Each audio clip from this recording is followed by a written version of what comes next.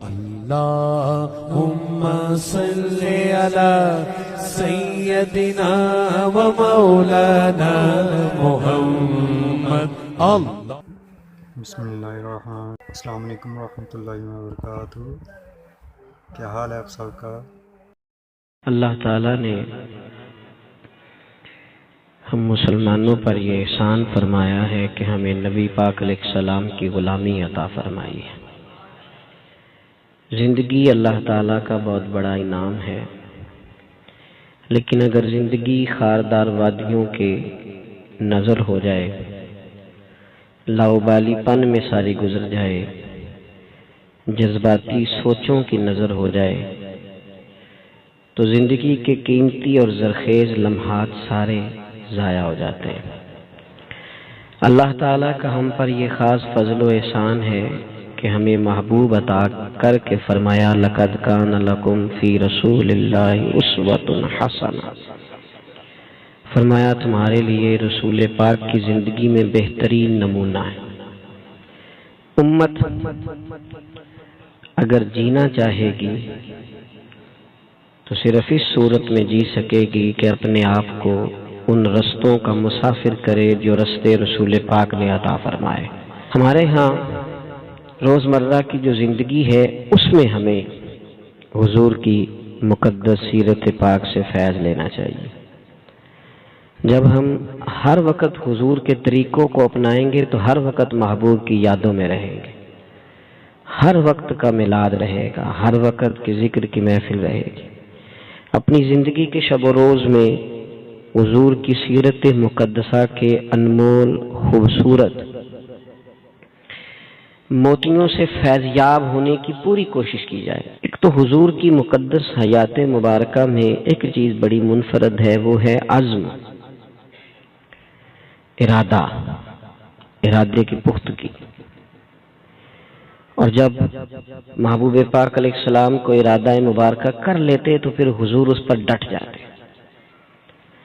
اور نبی پاک علیہ السلام کا ڈٹ جانا وہ لوگوں کو بھی متوجہ کرتا۔ ہمارے ہاں نا سوچیں پکی نہیں ہوتی، 10 لوگوں سے مشورہ کرنے کے باوجود بھی ہمارے ارادے مضبوط نہیں ہوتے۔ نوجوان نسل پڑھائی شروع کرتی ہے تو وہ 10 دفعہ 20 دفعہ ارادہ بدلنا ضروری سمجھتی ہے کہ یہ چھوڑ نہ دوں، یہ رہنے نہ دوں، اس کا بھلا کیا فائدہ ہوگا۔ جب آپ نے ایک سفر شروع کر لیا ہے پھر اپنے رب پر بھروسہ کریں اور آگے بڑھیں۔ جو لوگ سفر شروع کرتے ہیں ان کی منزل آئی جایا کرتی ہے۔ میرے عزیز، اللہ کے محبوب علیہ السلام کا مقدس طریقہ مبارکہ یہ تھا کہ حضور عزم فرماتے، جد و جہد کرتے۔ حضرت ابو سفیان رضی اللہ تعالیٰ عنہ فرماتے ہیں کہ جنگ کے حالات میں نے اپنی آنکھوں سے دیکھے، میں حضور علیہ السلام کے ساتھ تھا۔ کیفیت اس طرح کی ہو گئی کہ ارادہ یہ ہوا کہ کچھ دیر پیچھے ہٹا جائے اور پھر نئی منصوبہ بندی کے ساتھ حملہ کیا جائے، لیکن میں نے حضور کی مقدس سواری کی لگام تھامی ہوئی تھی۔ حضور آگے بڑھتے چلے جاتے، آگے بڑھتے چلے جاتے، حالانکہ جنگ کا نقشہ کوئی اور رنگ بتا رہا تھا، کچھ اور صورت اختیار کر رہا تھا، لیکن حضور بڑھتے جا رہے ہیں۔ تو کہتے ہیں میں نے عرض کی یا رسول اللہ صلی اللہ علیہ وسلم 2 قدم پیچھے ہٹ کے نئی منصوبہ بندی کے ساتھ آگے نہ بڑھے۔ تو حضور نے فرمایا نہیں، اب پیچھے نہیں ہٹنا، انا النبی لا کاذب، انا ابن عبد المطلب لا کاذب، پیچھے نہیں ہٹنا۔ کیوں کہ میں نبی ہوں، بات یہ بھی سچی ہے، اور میں عبد المطلب کا پوتا ہوں، بات یہ بھی سچی ہے۔ پیچھے نہیں اب ہٹنا، اب آگے بڑھیں گے، اب جد و جہد کریں گے، اپنی زندگی میں عزم کے ساتھ آگے بڑھیں۔ کمزور باتیں، کمزور ارادے اور جلدی تھک جانا، جلدی ہار مان جانا، جلدی دوستی لگانا اور جلدی ناراض ہو جانا، جلدی تعلق بنانا، جلدی سے توڑ بھی دینا، جلدی سے کسی کشتی میں سوار ہونا اور جلدی سے اکتا بھی جانا، جلدی سے کسی مقام پر اپنے آپ کو کھڑا کرنا اور جلدی سے اس مقام کو بدلنے کی کوشش کرنا، اس سے انسان کبھی کوئی کام نہیں کر سکتا. اس کا عزم، اس کا حوصلہ یہ بنیادی ضرورت ہے، اور سیرت پاک اس کا بنیادی درس دیتی. دوسری بات یہ ہے کہ یاد رکھیے گا، زندگی میں ایسا نہیں ہوتا کہ انسان کو سارا رستہ چھاؤں والا ہی ملے. کچھ دن ایسے بھی آتے ہیں جن میں دن بھی لمبے ہوتے ہیں اور دھوپ بھی سخت ہوتی ہے، اور کبھی کبھی ان دنوں میں روزے بھی رکھنے ہوتے ہیں. اب انسان کا کمال یہ ہے کہ جس طرح اس نے ٹھنڈے دن گزارے ہیں اور آرام کے دن گزارے ہیں، وہ سخت دھوپ کے دن بھی اسی مزے سے گزارے. وہ بار بار اگر شکوہ کرے گا، بار بار اگر تکلیف اپنی بتائے گا، بار بار اپنے زخم دکھائے گا تو کمزور پڑے گا. جب آپ چلتے ہیں، بڑا آسان سفر ہو نا، بڑا ایزی سفر ہے. خیر اب تو بڑی جلدی لوگ تھک جاتے ہیں. ہم اپنے بزرگوں سے سنتے تھے کہ لوگ بحری جہاز کے ذریعے حج کرنے جاتے تھے تو 6 مہینوں میں لوٹ کے آتے تھے. اب جو حاجی عمرے والے جاتے ہیں نا، حج اور عمرے پہ، ان کے کپڑوں کی استری نہیں ٹوٹتی. غریب آدمی بھی جو حیثیت نہ بھی رکھتا ہو، وہ بھی ایئرپورٹ پہ جب جاتا ہے نا، عام دنوں میں تو بس پہ بھی لاہور چلا جائے گا، ایئرپورٹ پہ جاتے ہوئے گاڑی میں جاتا ہے. اور وہاں سے آپ فلائٹ میں بیٹھتے ہیں، 4 گھنٹے کی فلائٹ ہے، کھانا آپ کی ٹیبل پہ آتا ہے، پانی آپ کی ٹیبل پہ آتا ہے، نیچے اترتے ہیں، صاف ستھری جگہ ہے، اے سی لگا ہوا ہے، اگر تھوڑی دیر انتظار بھی کرنا ہے تو ایک اچھی جگہ. ویٹ کیا آپ نے، امیگریشن کے بعد آپ باہر نکلے تو آپ کی گاڑی موجود ہے، اور وہاں جا کے آپ کو بندوبست نہیں کرنا، کمرے آپ کے طے ہیں، ہوٹل کا ووچر آپ کی جیب میں ہے. ناراض نہ ہونا، اتنی سہولتیں ہیں پر بندے خوش کوئی نہیں. پھر بھی کوئی شکوہ، کوئی پریشانی، کوئی دکھ جس سے پوچھ لیں وہ پریشان ہے. اللہ جانے کی اس بات میں کیا ایسی خاص منظر سامنے آ گیا ہے. او خدا کے بندوں، ان لوگوں سے پوچھو جو بحری جہاز کا سفر کرتے، 8 دن جانے میں لگتے، 8 دن آنے میں لگتے، 6 مہینے کا سفر ہوتا، کیسی صحبتوں سے لوگ وہاں پہنچتے، پھر جا کے بعض لوگ اپنا کھاتے، اپنا پکاتے. لیکن وہ ذہنوں میں جلد بازی ہے، پریشانی ہے، جذباتیت ہے. وہ جو ایک قرار بندہ مومن کی شان ہے کہ یار دکھ آ ہی جاتا ہے، زندگی ہے، کبھی سر درد ہو ہی جاتا ہے، کبھی جہاں سے روز پیار ملتا ہے کبھی جھڑکیاں ملی جاتی ہیں، تو آ جاتے ہیں حالات اوپر نیچے. لیکن اس میں اتنا گھبرا جانا، لیکن دکھ آتے. حضور کی سیرت پاک کو آپ پڑھیں، بڑا وفا والا ساتھ دیا سیدہ خدیجہ الکبریٰ نے، لیکن وہ وصال کر گئیں. 1 سال محبوب نے اس سال کو غم کا سال کہا جب ان کا وصال ہوا. وہ پردہ فرما گئی.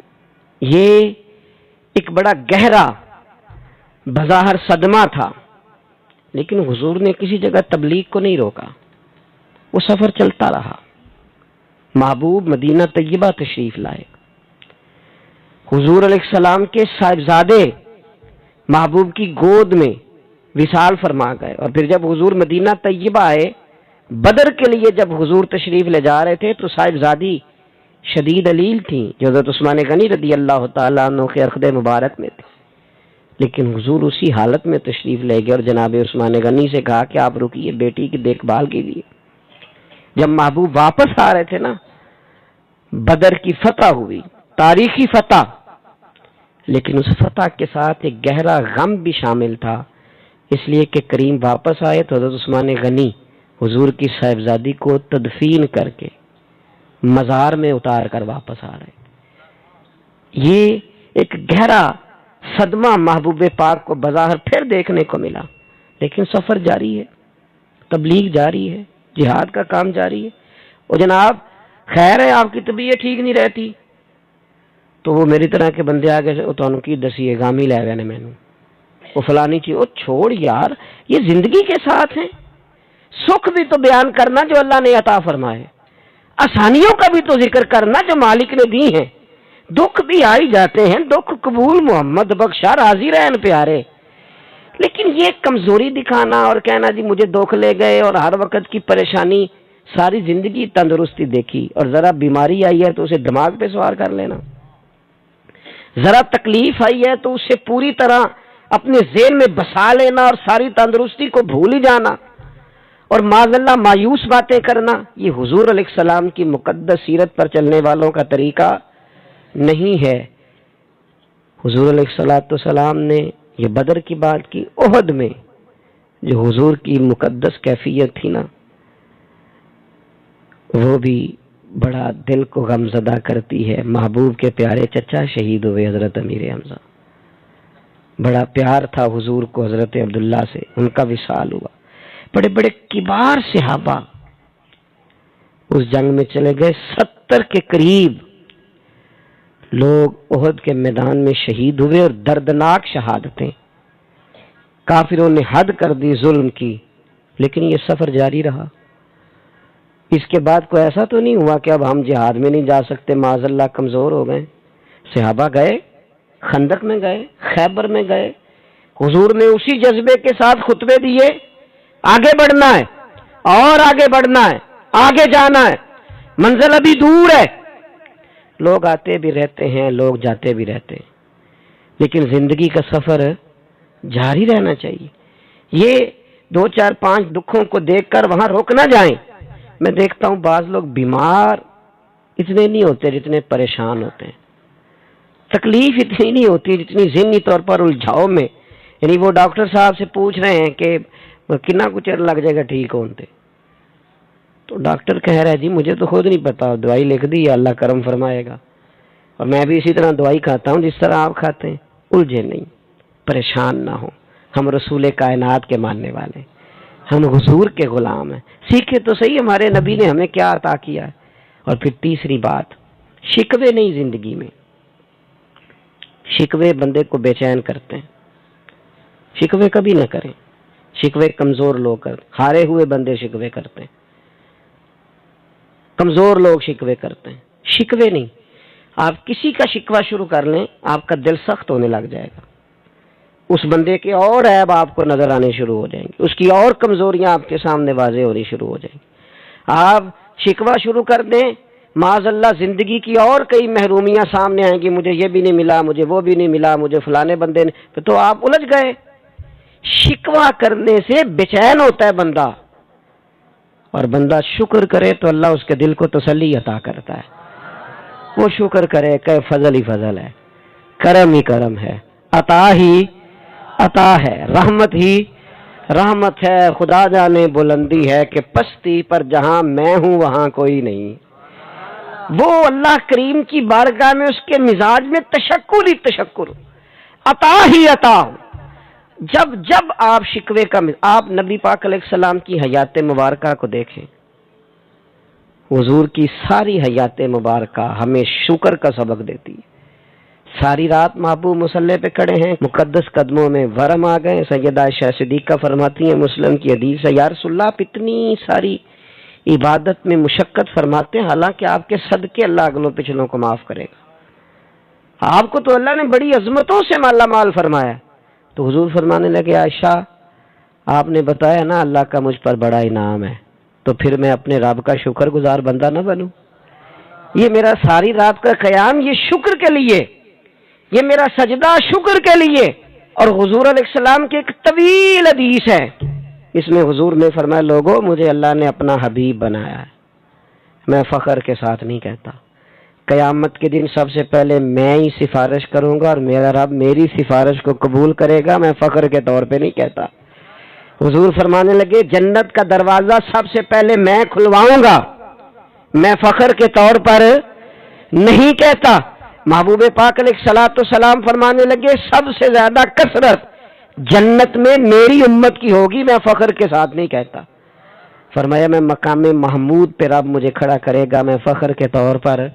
آپ کبھی دیکھیں تحدیث نعمت پر سرکار نے کتنا کچھ بیان فرمایا، میرے رب نے مجھے یہ بھی دیا، میرے رب نے مجھے یہ بھی دیا، میرے رب نے مجھے یہ بھی دیا، کہاں کہاں کس کس رنگ میں حضور اللہ تعالیٰ کا شکر ادا کرتے ہیں۔ آج کسی سے بھی ملاقات ہوتی ہے نا، اس کے پاس ساری چیزیں ہی ہیں، ایک کوئی نہیں، صرف ایک کوئی صحت نہیں ٹھیک، یا 5 بچے ہیں تو 4 سیٹ ہیں، صرف ایک نہیں سیٹ، لیکن وہ اللہ خیر کرے ہمارے آنسو خشک نہیں ہوتے ہر وقت کی۔ او بھائی اتنی ساری نعمتیں ہیں نا، تو چلو ایک آدھ چیز جو ہے وہ ویسے ہی معاملہ اور طرف لے جاتی ہے، انسان کو رب سے جوڑے رکھتی ہے۔ اپنی زندگی میں یہ شکوے سے نکل آئیں، مزاج شکر والا، طبیعت ٹھنڈک والی، طبیعت قرار والی۔ مجھے بڑا سفر کرنا پڑتا ہے اور مستقل طبیعت تھکی رہتی ہے، مستقل۔ مسئلے دو ہی تھے، عمر بھر حل نہ ہوئے، ایک نیند پوری نہ ہوئی، دوسرا خواب مکمل نہ ہوئے۔ مسلسل سفر کرتا ہوں، لیکن میری کوشش ہوتی ہے کہ میں اپنی سفر کی اذیت کا کہیں ذکر نہ کروں۔ گھر میں بھی میری کوشش ہوتی ہے کہ میں جب آؤں نہ کسی وقت تو میں اترتا ہوں گاڑی سے، ادارے میں بھی یا گھر میں بھی، تو میں کوشش کرتا ہوں ذرا دوستوں سے مسکرا کے ملوں۔ کیوں؟ اس لیے کہ کسی کے دل میں یہ خیال نہ ہے کہ یار یہ کام بڑا سخت ہے، ہم نے نہیں کرنا، معاذ اللہ، یہ ڈڈ ہے۔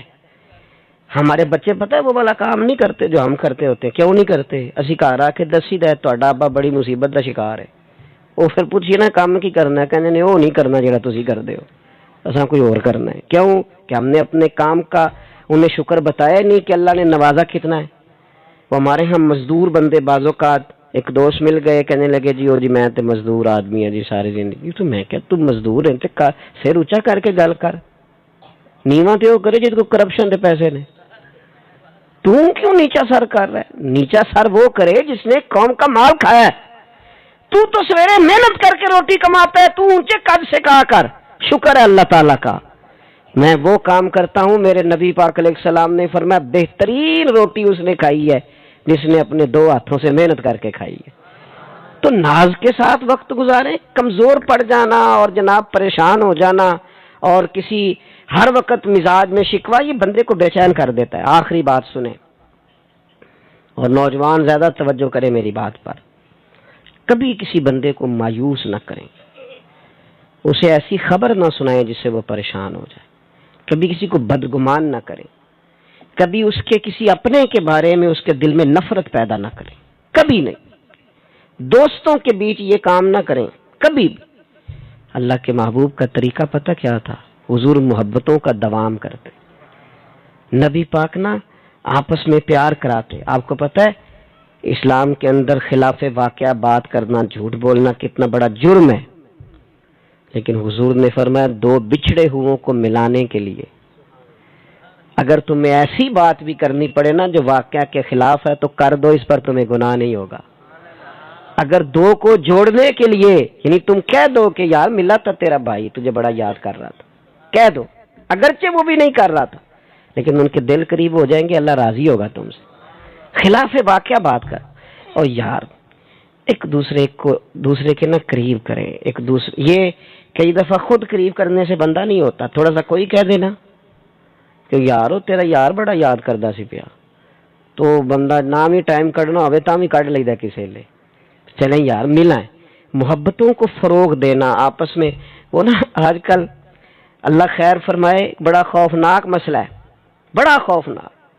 تین بندے بیٹھے ہیں، ایک اٹھ کے گیا تو دو نے سر جوڑ لیا، اس کی غیبت کر رہے ہیں، حالانکہ اس کو نہیں پتا کہ جس کی تو بات سن رہا ہے وہ بڑا ڈاڈ ہے، جب تو اٹھ کے جائے گا وہ تیرا اس سے بھی برا حال کرے گا، اس سے زیادہ خطرناک تیرے ساتھ یہ رویہ اختیار کرے گا، اس لیے کہ اس کے سامنے تعریفیں کر رہا، جاتے ہی اس نے تباہی اتار دی۔ کبھی اس خوش فہمی کا شکار نہ ہو کہ جو آپ کے سامنے کسی کی غیبت کر رہا ہے وہ آپ کو معاف کرے گا، سوال ہی پیدا نہیں ہوتا، کبھی نہیں کرے گا چونکہ اس کی عادت ہے۔ حضور محبتوں کا آپ دیکھیں نا کس طرح حضور نے عظمتیں بیان کی، جناب صدیق کی شانیں بھی بتائیں، حضرت فاروق کی عظمتیں بھی بتائیں، سیدنا عثمان غنی کی بات بھی کی، مولا علی کی شان بھی بتائی۔ نبی پاک علیہ السلام نے حضرت صہیب رومی، حضرت بلال حبشی، حضرت عمار بن یاسر، ان سب لوگوں کی عظمتیں بیان کی۔ کیوں؟ کہ لوگوں کے دلوں میں ایک دوسرے کے لیے محبت بیٹھے، اس کا نتیجہ تھا، اس کا رزلٹ نکلا کہ حضرت بلال آتے تو جناب عمر اٹھ کے کھڑے ہو جاتے اور اپنی کرسی پہ بٹھا کے کہتے بلال جب سے حضور کے غلام ہوئے ہو ہمارے تو امام ہی بن گئے۔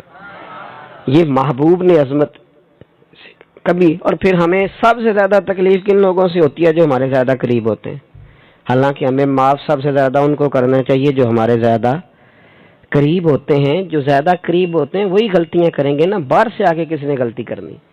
بعض اوقات دوست محبت سے ملتے ہیں، کہتے ہیں میں عمرے پہ جا رہا ہوں، کوئی کمی کوتاہی ہو گئی تو معاف کرنا، تو میں گزارش کیا کرتا ہوں کہ میرے پاس تو آپ بڑے احترام سے آتے ہیں، معافی تو ان سے مانگے جن سے آپ کا روزمرہ کا تعلق ہے۔ ان لوگوں کے ساتھ بعض اوقات ہمارے شرکرنجیاں ہوتی ہیں، تو ایک تو اپنی زندگی میں عزم پیدا کریں۔ یہ کچی پکی باتیں کرنے والے جوان جو ہے نا، ان پر کبھی کبھی بڑا غصہ آتا ہے کہ یار تو اپنا قد دیکھ، تو آگے بڑھ، تو جدوجہد کوئی ارادہ تو کر، تو کمزور بات کر رہا ہے۔ اور دوسری بات یہ کہ دکھ آئیں گے، تکلیفیں آئیں گی، یہ ساتھ ساتھ ہی رہتی ہیں، اس سے کوئی بندہ بھی خالی۔ اور پھر یہ کہ ایک دوسرے کے درمیان صلح جوئی کی کوشش کریں۔